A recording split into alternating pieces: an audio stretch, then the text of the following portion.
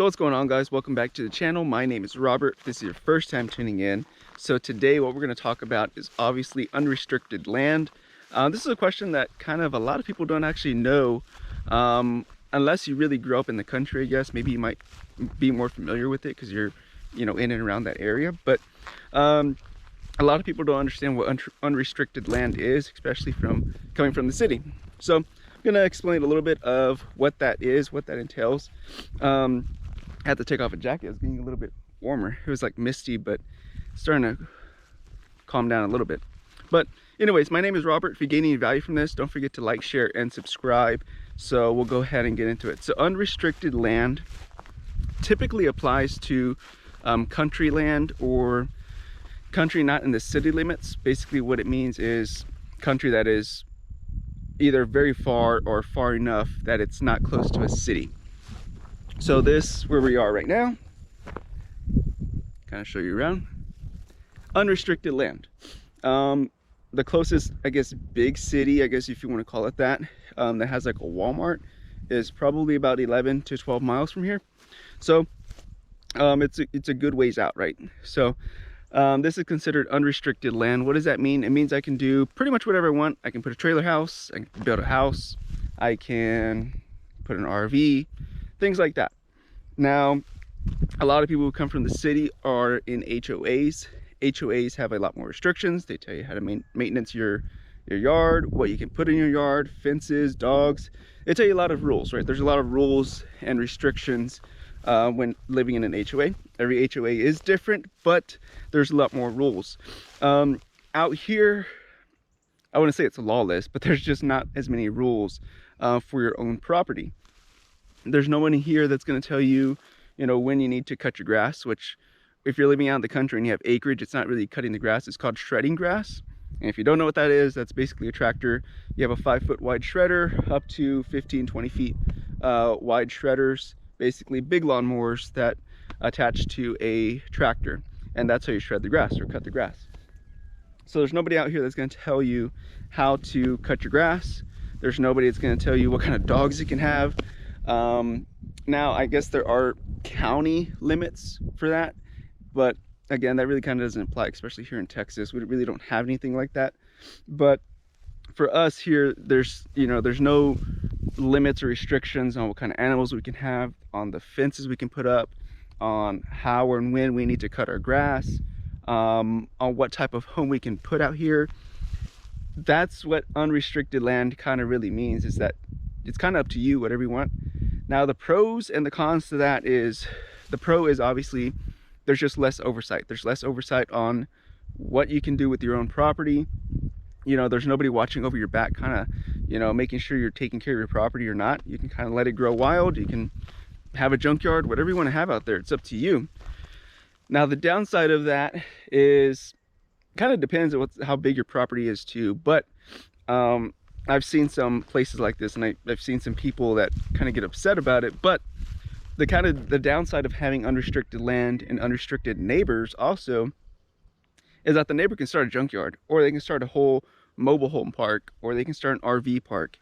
And I'll kind of give you a quick example. There's a property that they just built a brand new, beautiful home, and I think like a year later, they ended up clearing a whole field. So the house before had a beautiful view of a field, beautiful cornfield that they plant every year, corn and milo. Well, a year later, after they finished building that house, now it turned into a mobile home park, or a trailer home park, whatever you want to call it. And so now their view, instead of being fields, is now they're literally facing a bunch of trailer houses. So the trailer houses are facing that home, and the home is facing those trailer houses. So that's a situation I feel bad for, because they probably bought the property to, get away from people, and to get away from the city, and get away from of seeing buildings, right? They probably got out there to see the country, to be able to see wildlife and deer, especially out here where we have a lot of agriculture.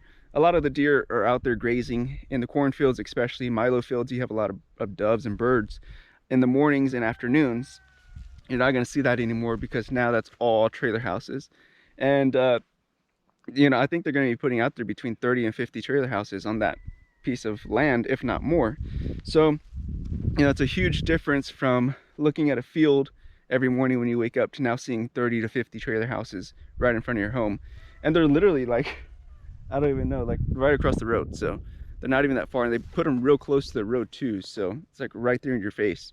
So again, that's the downside of having unrestricted land, is that that can happen. You can, you know, build a beautiful home, and if you don't put it far enough in the woods, there's a potential that a RV park could develop right across from you, and now you're looking at an RV park. There's a potential that a business could develop, and you're looking straight across at a building. Here in Texas, there's a potential that an oil field business could develop, and now you're looking at a bunch of oil trucks going into the property right across the street, and now you have a whole bunch of commotion, right? So those are just some of the things that can happen with unrestricted land or being in an unrestricted area, is that if you plan on living out there and you invest all this money building a home, something like that can happen and something like that can develop. And now you just put, you know, a couple $100,000, maybe $1 million into your property, and now you're forced to be looking across the road at something that you really didn't plan on, and maybe you moved out there for a different reason, which is to escape all that, right? So that's the only downside to having unrestricted land, is that that can happen. But again, kind of do your own due diligence and kind of just understand that. So if you are planning on building, you know, kind of build into the woods and kind of insulate yourself if you can, pick up more property in and around you, so hopefully you can insulate yourself from anything like that happening to you. That's something that I personally am thinking about and doing, is kind of thinking about how am I going to insulate my property to make sure that this doesn't happen to me, right? Again, just some food for thought, not financial advice, not advice at all, just food for thought, just for a lot of people don't think about these things, and they think about them once they happen, and then by then it's already kind of too late. And a lot of people cannot afford to, you know, put all that money into a single property, start their family, and then just get up and go, because now a business developed, now there's a whole bunch of oil traffic, now there's a whole RV park or trailer home park now that's right across the street, literally, you know, 100 feet from you. Most people can't afford to just get up and go, especially if you have kids, you have a whole family. Makes it a lot more difficult. So something that a lot of people probably don't also think about as well, but here in Texas, I believe it's 10.01, better than 10 acres. You need at least better than 10 acres to shoot a gun here in Texas. So the only downside to that is that if you are buying an unrestricted tract of land, basically a large property that got broken up into smaller pieces, now 10, 20 acre tracts, is that your neighbors can, you know, legally be shooting their guns, and you may live out there. Now that may be a hazard because the property was maybe 300 acres. Now you have a bunch of people living on 10 acres. You know, that's possibly a hazard, I guess you could say. So that is something to consider, is that you can hear guns living in an unrestricted area because you're no longer in the city. So that's just something that a lot of people don't think about, but I hear later on that, you know, they get scared, especially people moving out from the cities or areas that people don't really hunt a lot, or areas that maybe aren't so gun friendly, I guess you can say. It's like moving out here in Texas, you're gonna see guns, you're gonna hear guns, especially living out in the country. So again, just other tidbits of information about having unrestricted land. It can be great, it can be good. I would still choose unrestricted land over living in an HOA any day. So without further ado, be careful, be good, take care, and God bless. See you guys in the next one. Bye-bye.